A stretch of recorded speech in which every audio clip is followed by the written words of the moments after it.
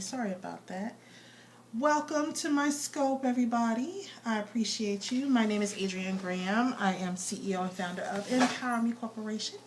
I am, hey, TL Johnson, no, long time no see. Hey, Latrice. Hey, LaDonna. See, my people, my real people popping on now. Good. Thank you. Thank you. Hope this scope works. Hey, Tamisha. Hey, Latrice. Hey, Peach. L Dub, I'm so looking forward to it. This weekend. I didn't get to do a proper scope earlier, and I wanted to jump back on. Oh, I look horrible. I wanted to jump back on and do a real Mogul Chicks chat scope. Hey, so I hope you guys find value in this. So I'm ready too, girl. I need it more than you knew. More than you knew. I can't wait. I just need to relax. So, anywho, for those of you who don't know, and those of you who are watching the replay. I just got a leg cramp. My name is Adrienne Graham, CEO and founder of Empower Me Corporation and founder of Curvy Girl Closet. I know we are. Hey, Courtney, founder of Curvy Girl Closet and co-founder and partner of Busy's Place LLC. I wanted to talk to you about this topic that I created today for this scope. It's going to be a quick scope. I know I always say that and I end up going on and on and on, but I'm not going to this time. I have had several conversations this week from women, and one of the themes that I've seen was, I don't know how to handle the pricing conversation. I don't know how to handle explaining or justifying my worth. I don't know how to do whatever it is. Listen, when we're in business is a contact sport, first of all, and then also it is your livelihood. It is your legacy. It's something that you're building for your future generations. So you got to start putting value in it. Now, if you want to remain a small business, that's fine. I don't have anything about small businesses, anything against small businesses. If you want to be small for the rest of your life, that is fine. You're still welcome to listen to the scope. But if you're looking to play a bigger game, if you're looking to get out there and really make a difference and make an impact in your industry, then you definitely need to pay attention to this. I was originally going to title this, in order to be bigger, you have to have a bigger mindset and you have to play bigger. That's the gist of it. A lot of people have a hard time embracing their value and understanding what their worth is, and in turn have a hard time articulating that. I'm not going to give you tips on how to do that because it's something that you grow comfortable into. It's something that you learn over the years as you get more confident in your skills and more confidence in your ability to produce results. You start getting that, I don't want to say swag, but you start getting that where you feel comfortable in saying, I'm worth this, I'm worth that, I know what my value is. But in order to get there, it takes time, it takes development, it takes a lot of work. And then what happens when you do get there and you're confident and you're ready to roll and it's like, okay, I know what I'm worth, but now I see that I'm worth so much more. I'm going to share some things with you that will help you kind of take your business and take you as a leader and as a person to that next level. First thing is you have to get counsel early on. That could be in form of a mentor. It could be in form of a coach. It could be an advisor, a consultant, a partner, someone who you really value and trust to steer you on the right path and to help you to be a success. Some people that I look at are like people who are money people, what I call them, CFOs, accountants, and things like that. Your backup or legal representation, like your legal attorney or chief legal counsel or something like that. I look at your advisory board, your mentors, people that are really genuinely interested, whether they have a personal or financial interest or not, but they're vested in seeing you succeed.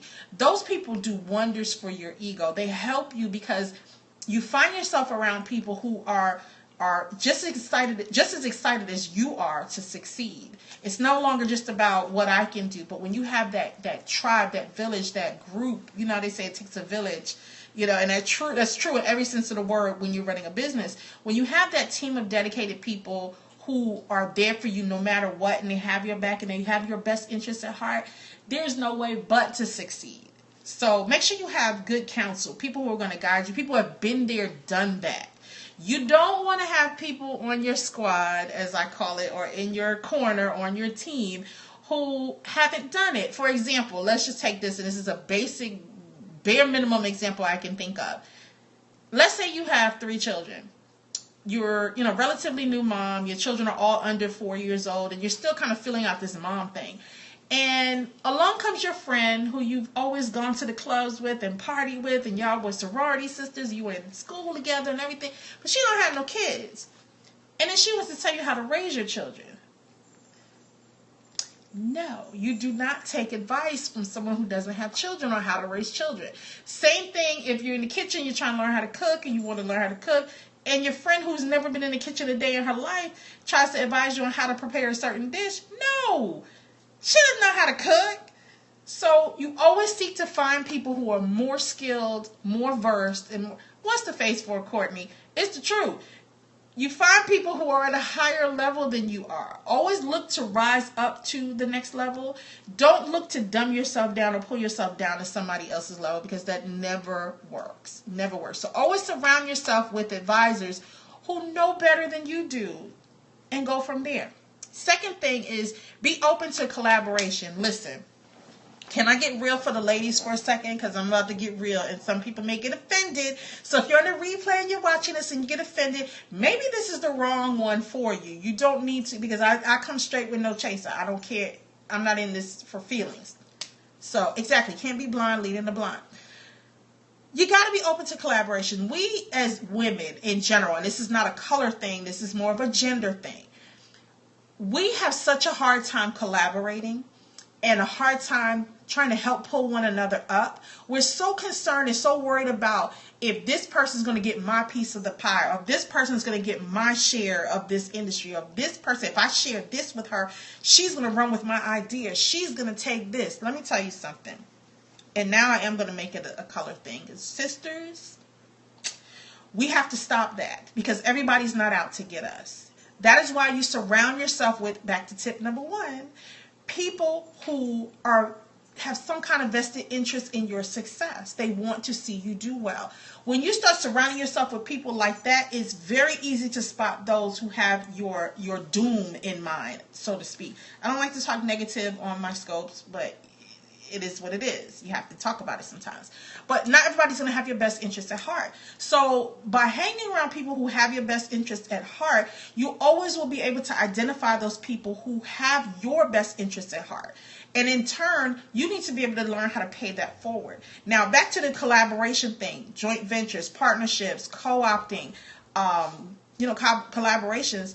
How do you know who those people are? You'll know it. You'll feel it in here, and you'll know it up in here. Because people who have your best interest at heart, they want to collaborate and make sure it's a win-win-win proposition, and not just a win for them or just one win for you, one for them. There has to be a mutual connection. There has to be a mutual message that you guys share. Maybe different angles of the message, but a mutual message that you want to see come to fruition. So that means that you and whoever you partner with have to be able to be win-win, and then win for your audience that you're approaching, if that makes sense. That's the best way I could explain it to you right now, because I'm kind of pressed for time. But you got to think in terms of partnership. You have to think in terms of, how is this beneficial? Now, you don't want unequal, like go back to biblical principles where they say you got to be equally yoked. Same thing with the collaboration. Now, if I have 10,000 subscribers that I talk to on a monthly basis that are dedicated in listening to me and hearing my message, and you come to me and you have 12, that's unequally yoked. You can't do that. So you have to focus on something that's win-win for everybody involved. There's nothing wrong with starting where you're at, but you find people that are equal with you. Hey, let's build together. If you have people that come together and have huge, massive followings, and you combine those, they're both coming to the table with something. So when I say collaborate, make sure the other person's bringing something to the table as well. Because when you put yourself in an inferior position, let's say you approach somebody who has 10,000 loyal people, and you only have, say, 150, you put yourself at their mercy, because you may have value to your market, and you're valuable, you know your worth, you know what you bring to the table, and you kill it every time. But you got somebody with a bigger audience, that's unequal. They have the power. They have the leverage. You don't have the power. So you're at their mercy. So when you're doing a collaboration or a JV or partnership, you make sure you're bringing equal footing to the table. It may be you have the resources, they have the money, or you have the money, they have the resources, or you both have equal, share of resources and 50-50, and you all can be at the same level. But no matter what, make sure that one doesn't work without the other. That's what I'm trying to say. I'm so tired, y'all. It's been a long day. Make sure you're in a collaboration where it's equally yoked, where one doesn't work without the other. There's a yin and a yang to it. The next thing is stop thinking about how much things are going to cost and start thinking about the investment and the return on the investment. See, there's a lot of people out here, a lot of scopers, a lot of YouTubers, a lot of bloggers that want to throw out that term, stop thinking about what you're paying. Stop thinking about the cost. Think about the investment. It's an investment. Like, that sounds sexier. Yeah, it kind of does sound sexier, but here's the thing. You can make an investment and you can lose your investment. So always be thinking, if it's an investment, what's the potential return on my investment? Is this going to make me greater than what I am? Is this going to help propel my business to the next level? Is this going to make me move into a whole different fee structure? Is this going to make my brand kind of explode out there and really get out in front of people that I've never been in front of before? How is this all going to relate to my value? Hope that makes sense. The next thing is, plan it, then scale it. It's not enough to say, I'm sorry, I thought my dog was doing something inappropriate, y'all. I'm sorry. Hey, Shishi. It's not enough to say, I'm going to collaborate with Yvonne, and we're going to put on this summit, and we're going to attract 100 people, 100 businesswomen who are within this target market, and we're going to kill it. Okay, that's a good goal.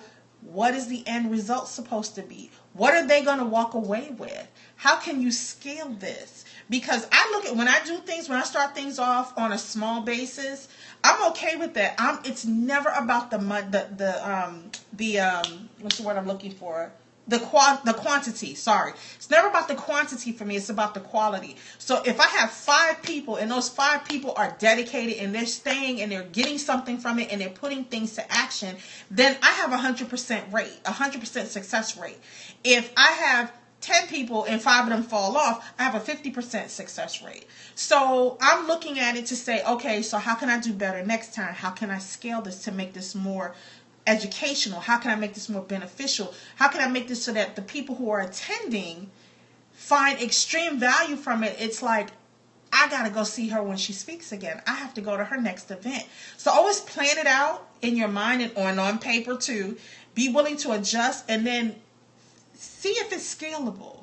Can I take this from a local event to a regional event? Can I take this from a regional event to a national event? Can I take this national event to an international event? What are the platforms I'm going to use? So plan it and always plan with the scalability in mind for later on down the road. Because don't go into anything half-assed and don't go into anything that you're going to do only on a small scale and just be comfortable in your comfort zone. That's not how you become a mogul chick. That's not how you become a killer brand. It's not how you increase your value. So always be thinking about plan and scale. Those are like Jack and Jill. You don't think of peanut butter and jelly. So you have a huge event coming up April 6th and 7th. Well, good luck to you, Shishi. Good luck on your event. I hope it works out for you the way you want it. Plan for the next time for even bigger. So the next thing you need to do is delegate stuff. We get so ingrained, especially small business owners, company owners. We want to do everything ourselves. And I listen, I'm raising my hand because I do that too. And it's not pretty. And I know that I have to relinquish control sometimes. But sometimes we want to be control free. So we think that if it's not done exactly the way that I envision it in my mind, it's not going to be the right way. It's going to mess up my brand. It's going to decrease my value. No, that is why you find people of substance, people who are worthwhile, and you have them. Let them step back and let them do what they do. Delegate. Make sure everybody's on the same page so that whatever it is that you're planning, whether it's a product launch, whether it's an event, whether it is a program that you're launching or a service, new services that you're implementing, always make sure that there are certain pieces of that you can delegate so you can still preserve your time and your value. Because the more put together you are, the more, right, I know, Peach, we'll talk about that offline. You got to get out of that fear mindset. But the more put together you are, and the more you start bringing people to expand your brand and expand your reach, think about who you could possibly reach. If you're holding on to everything yourself and you're not spreading it out there, you're not putting your whole entire self out there by delegating, you're minimizing your brand, you're diminishing your value, because then you're putting every single piece of it on your head and on your shoulders. And if you fail, it's on you. But if you expand out, you release and relax a little bit, there's a chance to have an even bigger reach. A lot of people don't see that up front, but that's the way that it is. The next thing I want you to do is, here's one that's probably going to be a little offensive. Put up or shut up. That's what I tell people. Put up or shut up. Don't talk about it. Do it. I talk about a lot of stuff, and usually I'm in the process of launching stuff, or I'm about to release something or whatever. There are tons of things that I don't talk about, because it's like, okay, I have this plan, I have this, I need to put this in place, and when it launches, it's going to be the bomb. And I don't talk about it. I just do it. There's stuff that you guys see, I didn't know you did that, because I put it out there. You gotta be fearless. You can't be fearful all the time. Fear to trust someone to help me do something in my business. Yeah, you can't be, Peach. You cannot be fearful, because when you have that insecurity and that fear in yourself, you're standing in the way of your own blessings, and you're also blocking what opportunities may come to you, because by letting down that guard just a little bit and having the help that you need to get your business to where it needs to be, you're keeping potential opportunities from falling in your lap. Now, I'm not saying there's some opportunity fairy that drops gifts off to people. Everything goes back to what I said. Anyway, you don't have little fairies dropping opportunities out there. Yeah, everybody won't see your vision. Everybody won't see your vision. But when you find people who do see your vision, you have to let them in to help. You have to let them help you. So, yeah, you have to stay guarded, and everybody's not meant to see your vision. When I say delegate, and when I say get people on your team and people around you, I mean people who are worthy and deserve to be there. Not everybody, not posting out on Facebook saying, hey, everybody, I need help. No, because everybody there, even though they may be your friend in theory, they don't always have your best interests at heart. I'm talking about people who are of like mind, people who are about that entrepreneur life, who understand your vision and what you're trying to do. Those people who serve as counsel to you, let them help you to get to where you need to go. I'm not talking about Mary Sue and Joey and all these other people and Brenda and whoever else. So then they're not your people. If they don't want to help, then they're not your people. And that means you still have to continue looking for your people who are part of your inner circle. That's what I mean by delegate to your inner circle. Not just any old body, not just some intern you drag off the street, but I'll do another topic about that some other time. This is more so, and don't work. Okay, we'll talk about that topic. That actually, you know what? Collaboration. I'm writing that down now, y'all. So that could be a topic for us to do. Not today, but we'll do that. But there are people out there, and it's what I had to learn. Okay, and this is the bare honest truth. I can share this with y'all. What I had to learn is that the people in your current circle are not always necessarily meant to come along on your journey with you. There have been friends that I've had since kindergarten. People that I love dearly and trust dearly. Do I speak business with them? Absolutely not. Because they're not equipped for it. They don't, 1, see my vision, 2, understand business, and 3, don't care about what I'm talking about. They love me, but they don't care what I'm talking about. I have family members like that too. Love them dearly. I will go to war for my family. They don't care because it's mine. It's not their business. So you have to, it's trial and error. And I wish I could tell you there was some easy fix, that there was some group you could join, there's some Facebook group. No, it does not work that way. And this is why I think a lot of people get disenchanted with networking. And I know I'm going way off topic here, but I feel like I need to share this. People get disillusioned with and disenchanted with networking because they find people that seemingly are their people, their tribe. Oh, this group, I love them. And after a while, it's not gelling, it's not clicking, and there's no interest there. And people say, oh, it doesn't work. It doesn't work. Absolutely not. Because you got to shake through that sieve. You got to shake through. You know how, okay, I'll put it in baking analogy. Now you're in the kitchen and you have flour and you have to sift the flour through. Sifting the flour eliminates the lumps. And you only have the fine flour that comes out underneath. And it comes together well. Same thing with networking. You got to keep shaking that strainer. You got to keep shaking it out until you only get the quality that comes through there. That sounds like a poor analogy, but you get what I'm saying. And you got to keep working with it. You got to keep, it's trial and error. Everybody's not going to, there are people that I've collaborated with or that I've connected with that we hit it off instantly like gangbusters in the very beginning. And somewhere we go like this. Either our ideals are not aligned, or our message is not aligned, or maybe our outcome is not aligned. So it takes trial and error. And I don't want anybody to be discouraged, because I'm not going to sit here and put a happy face on and tell you, yeah, everybody will be good. Even my counsel, when I said the first tip, I tell you, get cheap counsel, get an advisory around you. That takes trial and error. Real talk. Everybody who's on my advisory board now wasn't on my advisory board 5 years ago, or even a year ago. It takes work, it takes trial and error, and it takes time. I wish I could tell you there was a quick fix. I wish I could tell you for the beautiful price of $9.97, I could show you how to do it. No, it doesn't work. It comes down to your personality. It comes down to your risk. It comes down to your comfort level. And it comes down to how receptive other people are of you. And that's a whole other topic altogether.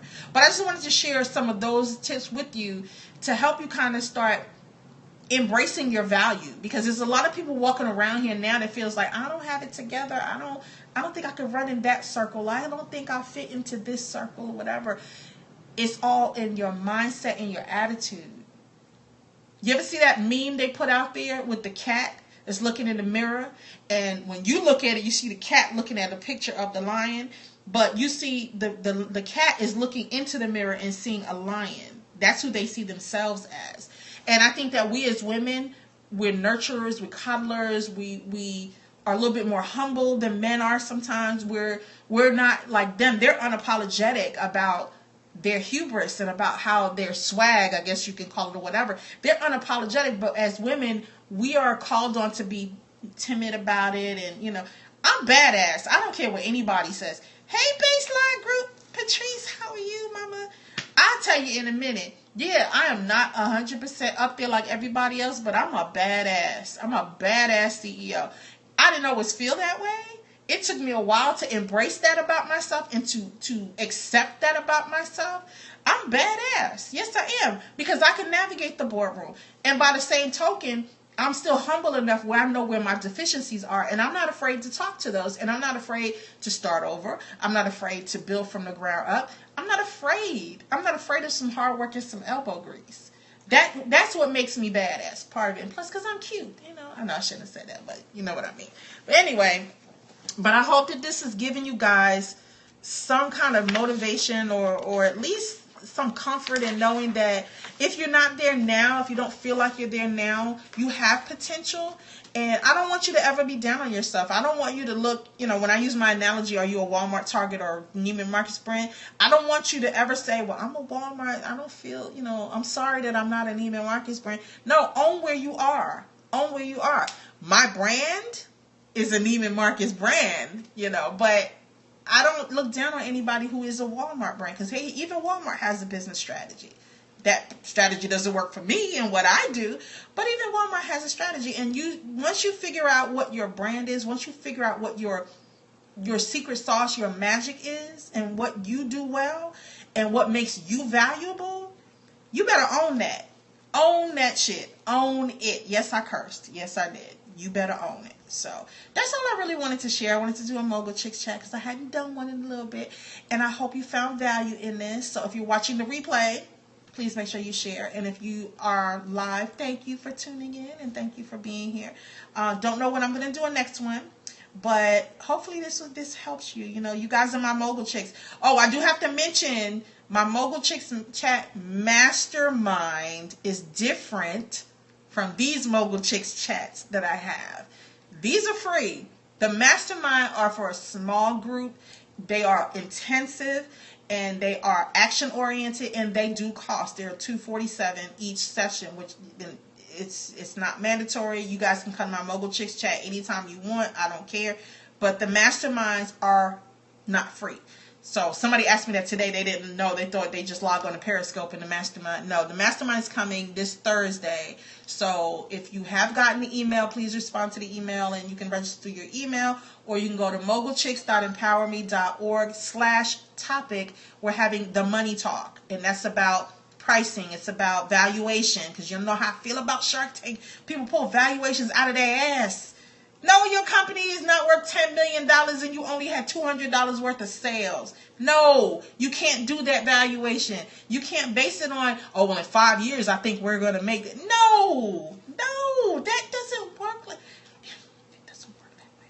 It doesn't work that way. So we're going to be talking about valuation and how to evaluate your company, how to value your company. We're going to be talking about funding, angel and VC investment funding, and how to find the right ones and the right conversations to have, and how to pitch them correctly.